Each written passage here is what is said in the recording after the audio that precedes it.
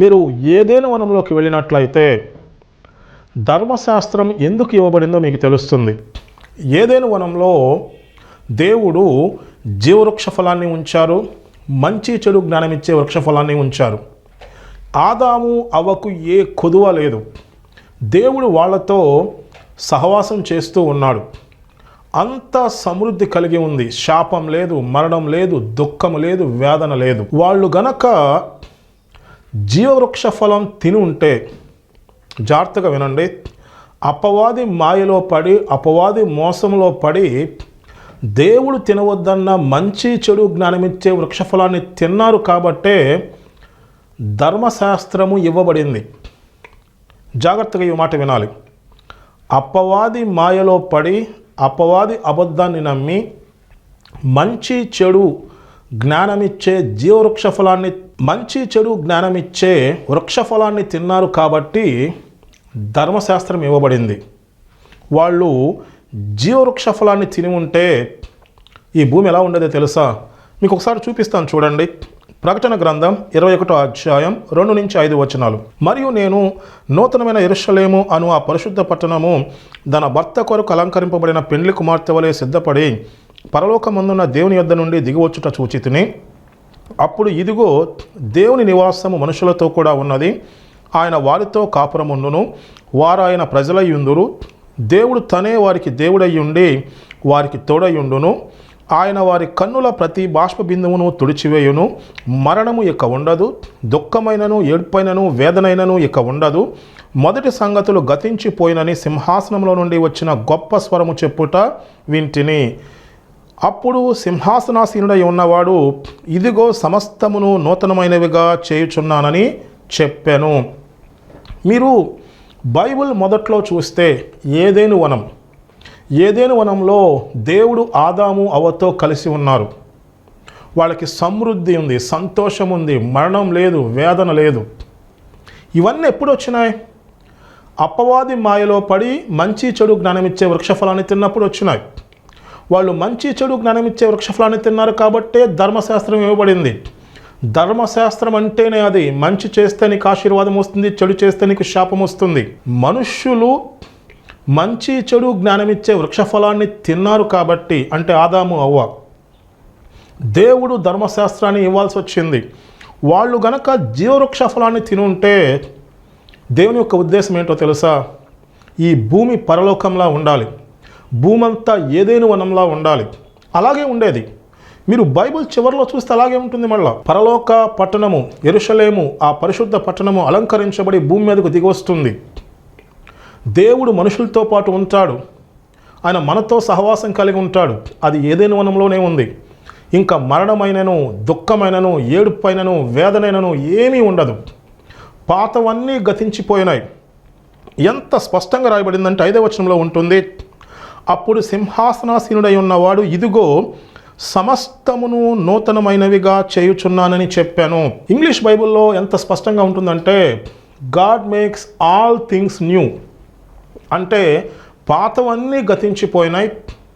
ఆ శాపం పోయింది, మరణం పోయింది, అంతా పోయింది. సృష్టి ఇప్పుడు కూడా దేవుని కుమారుల ప్రత్యక్షత కొరకు ఎదురు చూస్తుందంట. మూలుగుచూ ఎదురు చూస్తుంది. సృష్టి దాస్యత్వానికి లోబడి ఉంది.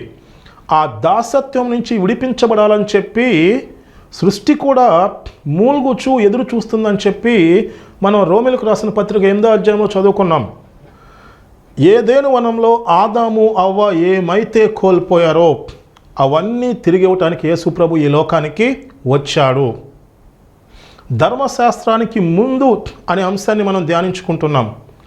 ఒక్కసారి మీరు ఎప్పుడైనా ఆలోచించారా? ఆదాము అవ్వ మంచి చెడు జ్ఞానం ఇచ్చే వృక్షఫలం తినకుండా జీవవృక్ష ఫలం తినుంటే కథ వేరేలాగా ఉండేది. అసలు ధర్మశాస్త్రం ఇవ్వాల్సిన అవసరమే లేదు. ఈ భూమి అంతా ఏదైనా వనంలా ఉండేది. దేవుడు మనతో సహవాసం కలిగి ఉండేవాడు. దేవుడే మనతో ఉంటే ధర్మశాస్త్రం అవసరంలా. అసలు మరణం లేదు, వేదన లేదు, దుఃఖము లేదు, ఏడుపు లేదు. అలా ఉండేది భూమి అంతా. దేవుని ఉద్దేశం అది. మనిషి అపవాది మాయలో పడి ఆ మంచి చెడు జ్ఞానమిచ్చే వృక్షఫలాన్ని తిన్నారు కాబట్టి మంచి చెడు ధర్మశాస్త్రము ఇవ్వబడింది. మీకు బైబిల్లో చదివి వినిపిస్తాను చూడండి. రోమీయులకు రాసిన పత్రిక 3వ అధ్యాయం 20వ వచనం. ఏలయనగా ధర్మశాస్త్ర సంబంధమైన క్రియల మూలముగా ఏ మనుష్యుడును ఆయన దృష్టికి నీతిమంతుడని తీర్చబడడు. ధర్మశాస్త్రము వలన పాపమనగా ఎట్టిదో తెలియబడుచున్నది.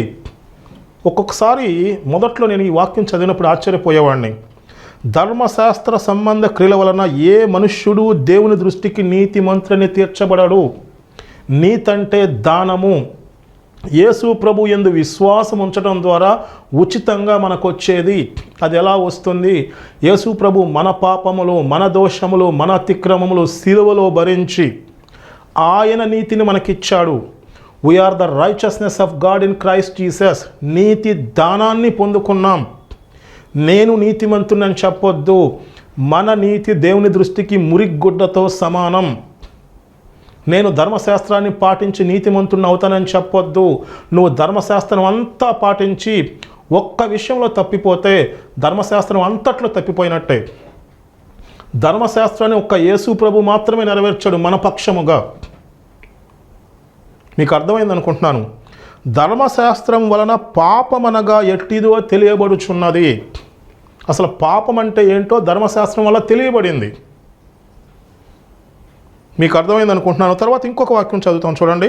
రోమీయులకు రాసిన పత్రిక 4వ అధ్యాయం 15వ వచనం. ఏలయనగా ధర్మశాస్త్రము ఉగ్రతను పుట్టించును, ధర్మశాస్త్రము లేని ఎడల అతిక్రమము లేకపోవును. ధర్మశాస్త్రం లేకపోతే అసలు పాపమే లేదు. మొదట్లో ఈ వాక్యం చదివి నేను ఆశ్చర్యపోయాను. ధర్మశాస్త్రము ఉగ్రతను పుట్టిస్తుంది, ధర్మశాస్త్రము లేకపోతే అసలు అతిక్రమం పాపమే లేదు. ధర్మశాస్త్రం లేకుండా ఉన్న టైం ఒకటి ఉందా? ఉంది. మీకు నేను చక్కగా వివరిస్తున్నాను. ఒక్కసారి మీరు ఆలోచించండి. ఏదైనా వనంలో ఆదాము అవ్వ మంచి చెడు జ్ఞానమిచ్చే వృక్షఫలం తినకుండా ఉంటే అసలు ధర్మశాస్త్రమే ఉండేది కాదు. వాళ్ళు జీవవృక్ష ఫలాన్ని తిని ఉంటే కథ వేరుగా ఉండేది. ధర్మశాస్త్రము లేని ఎడల అతిక్రమము అసలు లేదంట. ధర్మశాస్త్రం వలన పాపమనగా ఎట్టిదో తెలియబడుతుంది. ఒక్కసారి ఆలోచించండి. మీరు ఊబిలో ఉండి ఆలోచించమాకండి. మనం ఊబిలో నుంచి బయటకు వచ్చి ఆలోచించాలి. అపవాది మాయలో, అపవాది ఊబిలో ఉండొద్దు. మనం ఎలా నీతిమంతులుగా తీర్చబడుతున్నాం? అసలు మనకి పాపం ఎలా వచ్చింది? ఆదాము అవ్వ ఆజ్ఞ అతిక్రమించడం వల్ల పాపం మనకు వచ్చింది. ఒక్క మనుష్యుని అపరాధం వలన అనేక మంది అపరాధులుగా చేయబడ్డారు. ఒక్క పుణ్యకార్యం వలన, యేసు ప్రభు సిలువలో చేసిన ఒక్క పుణ్యకార్యం వలన అనేక మంది నీతిమంతులుగా చేయబడుతున్నారు.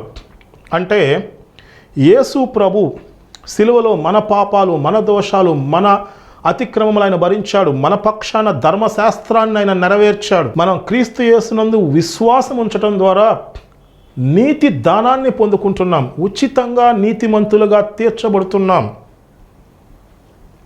మన నీతి మురిగుడ్డతో సమానము.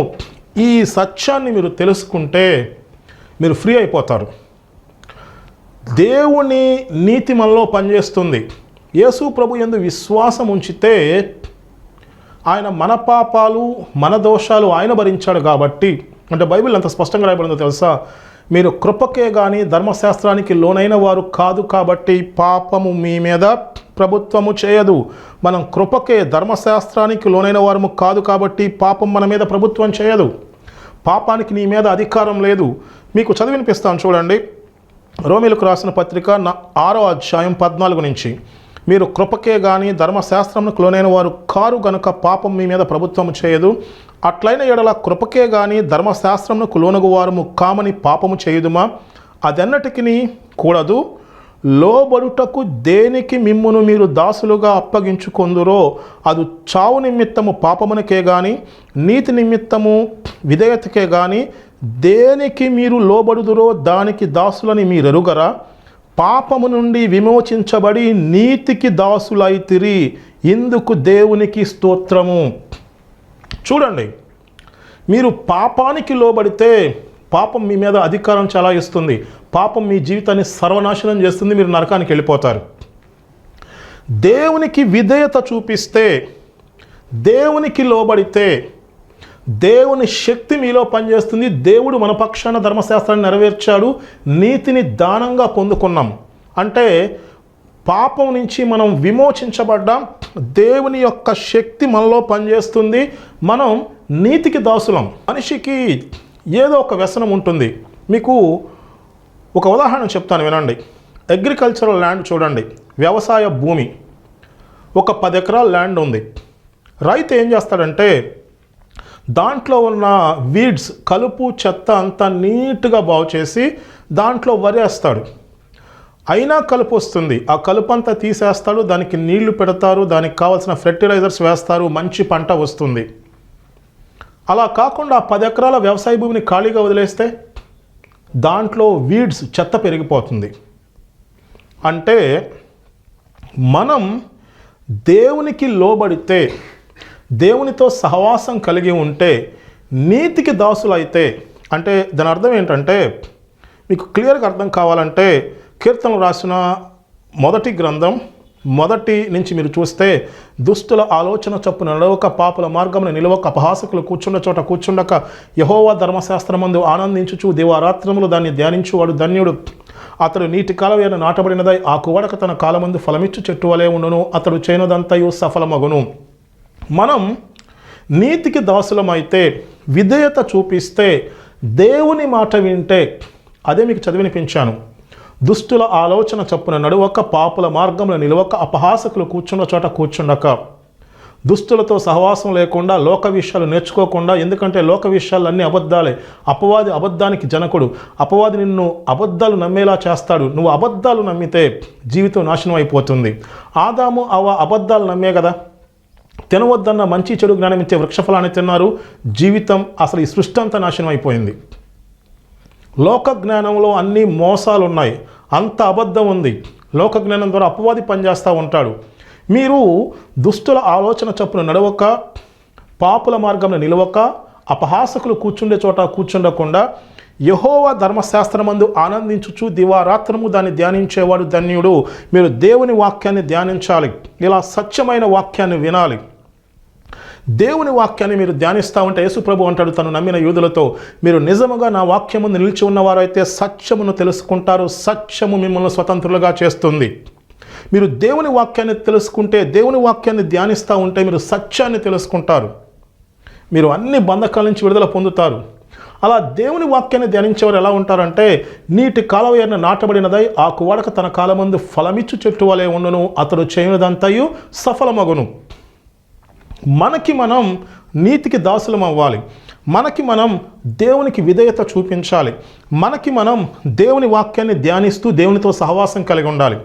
అలా సహవాసం కలిగి ఉంటూ మన పని మనం చేసుకోవాలి. రైతు చేలో వీడ్స్, కలుపంతా తీసేసి వరి వేస్తాడు. అలాగే మనము మన మైండ్లో లోకపు తలంపులు, లోకపు ఆలోచనలు పక్కన పెట్టేసి దేవుని వాక్యాన్ని ధ్యానించాలి. మన హృదయం అనేది ఎలా పనిచేస్తుందంటే వ్యవసాయ భూమిలా పనిచేస్తుంది. మీ హృదయాన్ని ఖాళీగా ఉంచితే ఏమవుతుంది? పనికి మళ్ళీ తలంపులన్నీ హృదయంలో జాయిన్ అయిపోతాయి. రైతు ఏం చేస్తాడు? వ్యవసాయ భూమిని ఖాళీగా ఉంచడు. ఖాళీగా ఉంచితే వీడ్స్, పనికి మళ్ళీ చెత్త అంతా పెరుగుతుంది. దాన్నంతా బాగు చేసి వరి వేస్తేనే మంచి ఆదాయము, సమృద్ధి వస్తుంది. అలాగే మీ హృదయాన్ని ఖాళీగా ఉంచితే, లోకం మాటలు వింటే, పనికి మళ్ళీ చెత్త అంతా మీకు వచ్చేసి మీ జీవితం నాశనం అయిపోద్ది. అలా ఈ లోకంలో జరుగుతుంది. అలా కాకుండా మీరు దేవుని ధర్మశాస్త్రాన్ని ధ్యానిస్తూ ఉంటే, దేవుని వాక్యాన్ని ధ్యానిస్తూ ఉంటే, నీతికి విధేయత చూపిస్తే, దేవునికి విధేయత చూపిస్తే నీతికి దాసులైతే, అపోస్తలుడైన పౌలు ఏమంటాడంటే, నేను క్రీస్తు యేసుకు దాసుడిని. మీరు దేనికో దానికి బానిస అవ్వాలి. పాపానికి బానిస అయ్యారా? జీవితం నాశనం, నరకం పాలవుతుంది. దేవునికి బానిస అయ్యారా అంటే దేవునితో సహవాసం కలిగి ఉన్నారా? పాడైపోయిన జీవితం చిగురిస్తుంది. మీరు ఆశీర్వదించబడతారు. మీరు అనేక మందికి ఆశీర్వాదకరంగా ఉంటారు. ఈ ఒక్క మాట మీ జీవితాన్ని మార్చేస్తుంది. మన చేతిలో ఉంది. మీరు లోకం మాటలు వింటూ, లోకం విషయాలు తెలుసుకుంటూ ఇదే జ్ఞానం అని చెప్పి పాపానికి బానిస అయితే మీ జీవితం నాశనం అయిపోతుంది. మీరు చర్చకు వచ్చినా ఏం ఉపయోగం లేదు. అలా కాకుండా మీరు నీతికి దాసులైతే, దేవుని వాక్యాన్ని ధ్యానిస్తూ ఉంటే, ఎందుకంటే దేవుని వాక్యంలోనే సత్యం ఉంది. ఆ సత్యము నీ జీవితాన్ని మార్చేస్తుంది. ఆ సత్యము నీ జీవితాన్ని వెలిగిస్తుంది. నువ్వు వెలిగించబట్టమే కాకుండా నువ్వు అనేక మందికి వెలుగుగా ఉంటావు. సత్యాన్ని కొంచెం లోతుగా ధ్యానించాలి. అదే కదా మనం చదువుకున్నాం, దుష్టుల ఆలోచన చొప్పున నడవక, పాపుల మార్గంలో నిలవక, అపహాసకులు కూర్చున్న చోట కూర్చుండక, యెహోవా ధర్మశాస్త్రమందు ఆనందించుచు దివారాత్రములు దాన్ని ధ్యానించువాడు ధన్యుడు. దివారాత్రములు నీ పని నువ్వు చూసుకో. ఖాళీ ఉన్న టైం దేవునితో సహవాసం చేసి దేవుని వాక్యాన్ని ధ్యానిస్తూ ఉంటే దేవుని శక్తి నీలో పనిచేస్తూ ఉంది. నువ్వు ఉచితంగా నీతిమంతుడిగా తీర్చబడ్డావు. నీతిని మనం ఉచితంగా పొందుకున్నాం. ఎప్పుడైతే దేవునితో సహవాసం కలిగి ఉన్నావో, నీతికి దాసుడు అయ్యావో, నువ్వు దేవునికి విధేయత చూపిస్తున్నావో. దేవునికి విధేయత చూపించడం అంటే దేవునితో సహవాసం కలిగి ఉండాలి, దేవుని వాక్యాన్ని ధ్యానించాలి. దేవునితో సహవాసం అంటే దేవుని వాక్యాన్ని ధ్యానించాలి. వాక్యమే దేవుడు కదా. నువ్వు ఆ దేవునితో సహవాసం కలిగి ఉన్నప్పుడు దేవుని శక్తి నీలో పనిచేస్తుంది. నువ్వు వద్దన్నా దేవుడు ఉండమన్నట్టే ఉంటావు, దేవుడు చెప్పిందే చేస్తావు. చాలామంది ఈ బంధకాల నుంచి విడుదల పొందలేక జీవితాంతం పోరాడుతున్నారు. మీరు జీవితాంతం పోరాడాల్సిన అవసరం లేదు. లోకం విషయాలు నేర్చుకోకుండా, లోక జ్ఞానం లేకుండా, ఎందుకంటే లోక జ్ఞానంలో అబద్ధం ఉంది. అపవాది అబద్ధం ద్వారా జీవితాన్ని నాశనం చేస్తున్నాడు, మోసాలు ఉన్నాయి. దేవుని వాక్యాన్ని ధ్యానించండి, దేవుని శక్తి మీలో పనిచేస్తుంది. దేవుని నీతి దేవుని శక్తి మీలో పనిచేసినప్పుడు దేవుడు ఉండమన్నట్టే ఉంటారు. ఇప్పుడు నేను దేవుడు ఉండమన్నట్టే ఉంటాను, దేవుడు చెప్పిందే చేస్తాను, నేను దేవుని చిత్తాన్ని నెరవేరుస్తున్నాను. అది పెద్ద కష్టం కాదు నాకు, ఎందుకంటే సింపుల్గా నేను దేవునితో సహవాసం కలిగి ఉన్నాను. దేవునితో సహవాసం కలిగి ఉంటామంటే దేవుని వాక్యాన్ని ధ్యానిస్తున్నాను, దేవుని శక్తి నాలో పనిచేస్తుంది. చూసారు ఎంత సింపుల్గా అయిపోతుందో. దీనికి జీవితాంతం పోరాడాల్సిన అవసరం లేదు. నువ్వు దేవునితో సహవాసం కలిగి ఉండు, దేవుని వాక్యాన్ని ధ్యానించు. అలా ఉన్నట్లయితే నువ్వు నీటి కాలవేరున నాటబడినదై ఆకు వాడక తన కాలమందు ఫలమిచ్చు చెట్టు వలె ఉంటావు. నువ్వు చేసేదంతా సఫలమవుతుంది, నువ్వు పచ్చగా ఉంటావు, నీ జీవితం చిగురిస్తుంది, నీ కుటుంబం చిగురిస్తుంది, దేవుని ఆశీర్వాదం నీ జీవితంలోకి వస్తుంది, నువ్వు వెలిగించబడతావు, నువ్వు అనేక మందికి ఆశీర్వాదకరంగా ఉంటావు. నా సమస్యల నుంచి, నా ఇబ్బందుల నుంచి, నా బంధకాల నుంచి విడుదల పొందాలని చెప్పి దేవుని వాక్యం ధ్యానించడం నేను మొదలుపెట్టాను. నేను ఒకప్పుడు తప్పిపోయిన కుమారుల్లా అనేకమైన సమస్యల్లో, ఇబ్బందుల్లో, బంధకాల్లో ఉన్న నా జీవితానికి ఏ దారి లేదు. లోకంలో అన్నీ ప్రయత్నించాను, అయినా ఏం ఉపయోగం లేదు. నేను చేసింది ఇదే, దేవుని వాక్యం ధ్యానిస్తున్నాను. దేవునితో సహవాసం చేస్తున్నప్పుడు కొన్నాళ్ళు అయ్యేసరికి నేను సత్యాన్ని తెలుసుకున్నాను. ఈ బంధకాలన్నీ పోయినాయి, దేవుని యొక్క ఆశీర్వాదం నా జీవితంలోకి వచ్చింది. ఎందుకంటే నువ్వు దేవుని వాక్యం ధ్యానిస్తే సత్యాన్ని తెలుసుకుంటావు, దేవుని శక్తి నీలో పనిచేస్తుంది, నీ జీవితంలోకి ఆశీర్వాదం వస్తుంది, నీ జీవితం వెలిగించబడుతుంది. అది అక్కడ తాగిపోదు, నిన్ను అనేక మందికి వెలుగుగా దేవుడు నియమిస్తాడు. దేవుడు నాతో చెప్పాడు, నేను నిన్ను అన్య జనులకు వెలుగుగా నియమించి ఉన్నాను. అదే పని నేను చేస్తున్నాను ఇప్పుడు.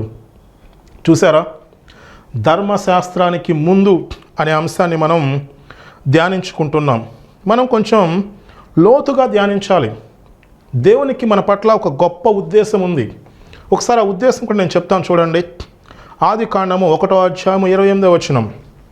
దేవుడు వారిని ఆశీర్వదించెను, ఎట్లనగా మీరు ఫలించి అభివృద్ధి పొంది విస్తరించి భూమిని నిండించి దాన్ని లోపరుచుకొనుడి. సముద్రపు చేపలను, ఆకాశ పక్షులను, భూమి మీద ప్రాకు ప్రతి జీవిని ఏలుడని దేవుడు వారితో చెప్పెను. ఆదాముని అవను సృజించిన తర్వాత దేవుడు వారిని ఆశీర్వదించెను. వివాహ వ్యవస్థ మీద ఆశీర్వాదం ఉంది. మొదటి వివాహాన్ని దేవుడు చేశాడు. మనం యథార్థంగా ఉంటే, మనం నీతికి విధేయులైతే, దేవునితో సహవాసం చేస్తూ ఉంటే, ఎప్పుడైతే మనం యథార్థంగా ఉంటామో, ఎప్పుడైతే మనం దేవుని మార్గంలో ఉంటామో, దేవుని యొక్క ఆశీర్వాదం వివాహ వ్యవస్థ మీద ఉంది. అసలు ఎంత గొప్ప ఆశీర్వాదమో తెలుసా? దేవుని ఆశీర్వాదం అంటే సమస్త సృష్టిని సృజించిన దేవుని యొక్క శక్తి. మళ్ళా చెప్తాను వినండి. దేవుని ఆశీర్వాదం అంటే సమస్త సృష్టిని సృజించిన దేవుని యొక్క శక్తి. ఇప్పుడు చూడండి, వివాహ వ్యవస్థ పాడైపోయింది, ఇష్టానుసారంగా జీవిస్తున్నారు. అపవాది మాయలో పడిపోయి యవనస్తులు, పెద్దవాళ్ళు ఎవరిష్టం వచ్చినట్టు వాళ్ళు జీవించేస్తున్నారు. అందుకే ఈ సమస్యలు, అందుకే ఈ గందరగోళం, అందుకే ఈ భయంకరమైన పరిస్థితులు. ఈ గందరగోళం, భయంకరమైన పరిస్థితుల్లో ఉండి అపవాది మాయలో పడిపోయి, అయ్యో దేవుడు ఉంటే నాకెందుకు ఇలా జరుగుద్ది అని చెప్పి అనేక మంది వేదనలో జీవిస్తున్నారు. దేవుడు ఉన్నాడు. ముందు మీరు దేవుని మాట వినండి. వివాహ వ్యవస్థ మీద గొప్ప ఆశీర్వాదం ఉంది. మీరు దేవుని మాట వినండి. దేవునితో సహవాసం చేయండి, దేవుని వాక్యాన్ని ధ్యానించండి. మీరు లోకం విషయాలు తెలుసుకోవద్దు, లోక జ్ఞానాన్ని తెలుసుకోవద్దు. మీరు చూడండి, బైబిల్లో దానియేలు దినంకు 3 సార్లు ప్రార్థన చేసేవాడు, దేవుని ధర్మశాస్త్రాన్ని ధ్యానించేవాడు. దానియేలుకు దేవుడు ఎంత జ్ఞానం ఇచ్చాడంటే, దానియేలు, షడ్రకు, మిషకు, అబేద్నెగోలు, నెబుకద్నెజరు రాజు తన దేశం మొత్తం మీద ఉన్న శకునగాండ్రను, గారడీ విద్య గలవారిని పరిశీలించినప్పుడంట, వాళ్ళందరికంటే దానియేలుకి, షడ్రకు, మిషకు, అబేద్నెగోలకి 10 రెట్లు ఎక్కువ జ్ఞానం ఉందంట. అది దేవుని జ్ఞానం. మీరు దేవుని వాక్యాన్ని లోతుగా ధ్యానం చేస్తుంటే దేవుని యొక్క ఆత్మ మీలో పనిచేస్తుంది. మీరు పరిశుద్ధాత్మతో నింపబడతారు, పైనుంచి శక్తితో నింపబడతారు. దేవుని జ్ఞానం మీలో పనిచేస్తుంది. దేవుని జ్ఞానం మీలో పనిచేయటం అంటే లోకంలో ఉన్నవారి కన్నా 10 రెట్ల ఎక్కువ జ్ఞానం మీకుంటుంది. ఈ జీవితంలో సక్సెస్ అవ్వాలంటే లోకంలో అన్ని విషయాలు తెలుసుకోవాలి, లోక జ్ఞానం తెలుసుకోవాలని చాలామంది ఆరాటపడతా ఉంటారు. జీవితంలో సక్సెస్ అవ్వాలంటే నువ్వు దేవుని యొక్క శక్తితో నింపబడాలి, పైనుంచి శక్తిని పొందుకోవాలి, దేవుని జ్ఞానంతో నింపబడాలి. అప్పుడు కదా నువ్వు నీటి కాలవేరున నాటబడినదై ఆకు వాడక తన కాలమందు ఫలమిచ్చు చెట్టు వలె ఉంటావు. నువ్వు చేసేదంతా సఫలమవుతుంది. నువ్వు చేసేదంతా సఫలమవ్వాలంటే లోక జ్ఞానం కన్నా 10 రెట్లు ఎక్కువ జ్ఞానం నీకు కావాలి. నువ్వు దేవునికి లోబడితే, దేవునికి విధేయత చూపిస్తే, ధర్మశాస్త్రాన్ని, దేవుని వాక్యాన్ని ధ్యానిస్తూ ఉంటే, యేసు ప్రభు చెప్పిన మాట, తను నమ్మిన యూదులతో, మీరు నిజముగా వాక్యం ముందు నిలిచి ఉన్నవారైతే సత్యమును గ్రహిస్తారు, సత్యము మిమ్ములను స్వతంత్రులుగా చేయును. సత్యం మిమ్మల్ని విడిపించేస్తుంది, సత్యం మిమ్మల్ని స్వతంత్రులుగా చేస్తుంది. ఆ సత్యమే యేసు ప్రభు. మీరు దేవుడిని చాలా తక్కువ చేస్తున్నారు చాలామంది క్రైస్తవులు. దేవుడు అంటే ఎవరో తెలుసా మీకు? సమస్త సృష్టిని తన వాక్కు చేత నడిపిస్తున్నాడు. మీ జీవితాన్ని మార్చడం దేవునికి పెద్ద పని కాదు. వివాహ వ్యవస్థ మీద ఆశీర్వాదం ఉంది. దేవుడు వారిని ఆశీర్వదించెను. మీరు యథార్థంగా ఉండండి, మీరు పరిశుద్ధంగా జీవించండి, మీరు దేవుని మాట వినండి. నవ్వుకుంటే జనాలు నవ్వుకుంటారు, కొంత టైం నవ్వుకుంటారు. బైబిల్ ఏముందో తెలుసా? మీరు వాళ్ళని చూసి మోసపోవద్దు. ముందుగతి, నిశ్చయముగా ముందుగతి రానే వచ్చును, నీ ఆశ భంగము కానేరదు. నిన్ను చూసి నవ్వుకోవచ్చు, నిన్ను చూసి ఎగతాళి చేయవచ్చు, తర్వాత పరిగెత్తుకుంటా నీ దగ్గరికి వస్తారు వాళ్ళు. నువ్వు ఎప్పుడైతే యథార్థంగా ఉంటావో, ఎప్పుడైతే నువ్వు దేవుని మాట వింటావో, ఎప్పుడైతే నువ్వు పరిశుద్ధంగా ఉంటావో, ఇదంతా ఎలా పనిచేస్తుందంటే దేవుని శక్తి నీలో పనిచేస్తుంది. నువ్వు పైనుంచి శక్తిని పొందుకుంటావు. నువ్వు దేవునితో సహవాసం కలిగి ఉండు, వాక్యాన్ని ధ్యానిస్తూ ఉండు, పైనుంచి శక్తిని పొందుకుంటావు. దేవుని జ్ఞానం నీకు వస్తుంది. వద్దన్నా నువ్వు దేవుని మాటే వింటావు, వద్దన్నా నువ్వు దేవుని చిత్తాన్ని నెరవేరుస్తావు. నువ్వు ఫలించేవాడిగా ఉంటావు. నువ్వు అనేక మందికి ఆశీర్వాదకరంగా ఉంటావు. దేవుని ఆశీర్వాదం వివాహ వ్యవస్థ మీద ఉంది. ఆది నుంచి దేవుడు మన పట్ల గొప్ప ఉద్దేశాలు కలిగి ఉన్నాడు. ఆది నుంచి దేవుడు మన పట్ల గొప్ప ప్రణాళిక కలిగి ఉన్నాడు. దేవుని మాట వినండి. దేవుని మాట విన్నప్పుడు తక్కువ అంచనా వేయొద్దు. మనకి తెలిసిన కొన్ని మాటలు, కొన్ని విషయాలతో మనం తక్కువ అంచనా వేయొద్దు. దేవుని మార్గంలో నడుచుకోండి. మీరు ఆశీర్వదించబడటమే కాకుండా అనేక మందికి మనం ఆశీర్వాదకరంగా ఉంటాం. మీరు యెషయా 61వ అధ్యాయం చూసినట్లయితే యేసు ప్రభు గురించి రాయబడిన ప్రవచనం అది. యేసు ప్రభు తను సమాజ మందిరానికి వెళ్ళినప్పుడు యేసు ప్రభు చదివిన వాక్యం అదే. ప్రభువగు యెహోవా ఆత్మ నా మీదకి వచ్చి ఉన్నది. అలా యేసు ప్రభు చదువుతారు.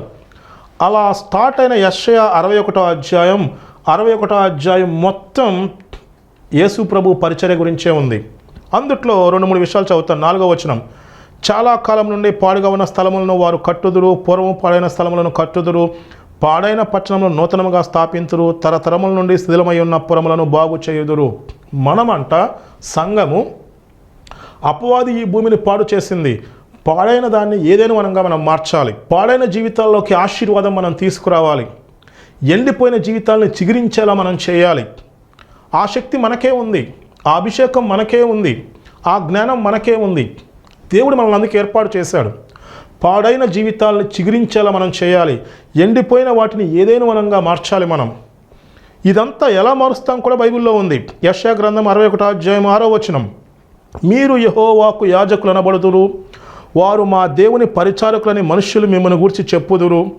జనముల ఐశ్వర్యము మీరు అనుభవింతురు, వారి ప్రభావం పొంది అతిశయింతురు. మనమంట యెహోవాకు యాజకులమంట. మనం యెహోవాకు యాజకులం ఎప్పుడయ్యాం?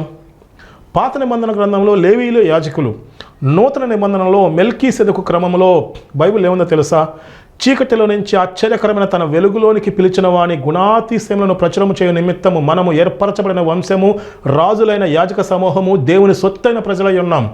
దేవుడు మనల్ని రాజులైన యాజక సమూహంగా చేశాడు. అందరూ యాజకులమే. మనం దేవుణ్ణి స్తుతించాలి, దేవుణ్ణి గణపరచాలి, దేవునితో సహవాసం చేయాలి, దేవుని చిత్తాన్ని నెరవేర్చాలి. దేవుని చిత్తాన్ని నెరవేర్చినప్పుడు దేవుని శక్తి మనలో పనిచేస్తుంది. గొప్పగా ఆశీర్వదించబడతాం. అనేక మందికి ఆశీర్వాదకరంగా మనం ఉంటాం. 10వ వచనం చూడండి. యెషయా గ్రంథం 61వ అధ్యాయం 10వ వచనం. శృంగారమైన పాగ ధరించుకున్న పెండ్లి కుమారుని రీతిగాను, ఆభరణములతో అలంకరించుకున్న పెండ్లి కుమార్తె రీతిగాను ఆయన రక్షణ వస్త్రమును నాకు ధరింపచేసి ఉన్నాడు, నీతి అను పైబట్టను నాకు ధరింపచేసి ఉన్నాడు. కాగా యెహోవాను బట్టి మహానందంతో నేను ఆనందించుచున్నాను, నా దేవుని బట్టి నా ఆత్మ ఉల్లసించుచున్నది. చూసారా, మనం ఎక్కడ మొదలుపెట్టాం అక్కడికే వచ్చాం. నా నీతి అని చెప్పమాకండి. యేసు ప్రభు మన దోషములు, మన అతిక్రమములు, మన పాపములు సిలువలో భరించి ఆయన నీతిని మనకిచ్చారు. ఇది యెషయా గ్రంథం 61వ అధ్యాయం 10వ వచనంలో రాయబడి ఉంది. రక్షణ వస్త్రము ధరింపచేశాడంట, నీతి అను పైబట్టను నాకు ధరింపచేసి ఉన్నాడు. దేవుని నీతిని మనం పొందుకున్నాం. మనం కృపకే కానీ ధర్మశాస్త్రానికి లోనైన వారము కాదు. కాబట్టి పాపం మన మీద ప్రభుత్వం చేయదు. మనము క్రీస్తు యేసునందు దేవుని నీతి అయి ఉన్నాం. దేవుని శక్తి మనలో పనిచేస్తుంది. పాపానికి మన మీద అధికారం లేదు. మీరు దేవుని వాక్యాన్ని ధ్యానించండి, దేవునితో సహవాసం చేయండి. లోకం మాటలు వినొద్దు. మీరు లోకం మాటలు విన్నారా, లోకం విషయాలు నేర్చుకున్నారా, అపవాది మాయలో పడిపోతారు, పాపానికి దాసులు అవుతారు, జీవితం నాశనం అయిపోద్ది, నరకానికి వెళ్ళిపోవాలి. దేవుని మాటలు వినండి, మీరు సత్యాన్ని తెలుసుకుంటారు, దేవుని శక్తి మీలో పనిచేస్తుంది. లోకం కన్నా 10 రెట్లు ఎక్కువ జ్ఞానం మీకు వస్తుంది. పైనుంచి శక్తిని పొందుకుంటారు. మీరు ఆశీర్వదించబడి అనేక మందికి ఆశీర్వాదకరంగా ఉంటారు. ఈ పరిచర్యకు ఆర్థికంగా సహకరించండి. నేను మీ గురించి ప్రార్థన చేస్తాను. ఖచ్చితంగా దేవుని ఆశీర్వాదం మీ జీవితంలో మీరు పొందుకుంటారు. మహాపరిశుద్ధుడా, సర్వశక్తి కలిగిన దేవ, ఈ కార్యక్రమం వీక్షిస్తున్న వారిని జ్ఞాపకం చేసుకోండి నాయన. ఈ కార్యక్రమం ద్వారా వారి ఆత్మీయతలు తెరవబడాలి. వాళ్ళు ఏ స్థితిలో ఉన్నా, ఏ పరిస్థితిలో ఉన్నా, వాళ్ళు సత్యాన్ని తెలుసుకుంటే బంధకాల నుంచి విడుదల పొందుతారు, గొప్ప ఆశీర్వాదాన్ని పొందుకుంటారు. మీతో సహవాసం కలిగి ఉంటే మీ శక్తిని వాళ్ళు పొందుకుంటారు, పైనుంచి శక్తిని పొందుకుంటారు, లోకం కన్నా 10 రెట్లు ఎక్కువ జ్ఞానాన్ని పొందుకుంటారు, అనేక మందికి ఆశీర్వాదకరంగా ఉంటారు. నాయన, మేము అలా జీవించాలి, మీ చిత్తాన్ని నెరవేర్చాలి. మీ పరిచర్యకు సపోర్ట్ చేస్తున్న వారిని ఆశీర్వదించండి, దీవించండి. నజరేయుడైన యేసు నామమున అడిగి వేడుకుంటున్నాం తండ్రి, ఆమెన్.